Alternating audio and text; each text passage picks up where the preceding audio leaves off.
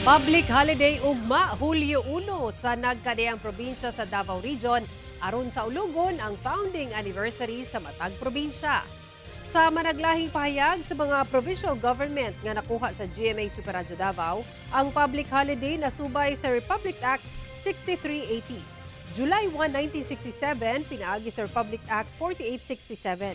Namugna ang tulo ka probinsya sa Davao Region, diin ang Kapitolyo sa Davao del Norte, mao ang Tagum City, ang Davao del Sur ang Digo City, ug ang Davao Oriental ang Mati City. Sa Davao Oriental, ugmang adlaw ipahigayon ang anniversary mass sa San Nicolas de Tolentino Cathedral sa Mati City. Dayon sundan og programa sa gymnasium sa Kapitolyo ug hudyakaan sa Capitol Grounds. Sa Davao del Norte, ipahigayon ugma sa alas 4 sa kadlawon ang Civic and Kadagayaan Fiesta Float and Music Parade. Pagkaalauna sa hapon ang Thanksgiving Mass ug pagkaalas 4 sa hapon ang anniversary program. Dayon pagkaalas 6 sa gabi, dunay ilusad nga fireworks display nga sundan sa nightly entertainment. Happy founding anniversary sa nagkadiyang probinsya sa Davao Region.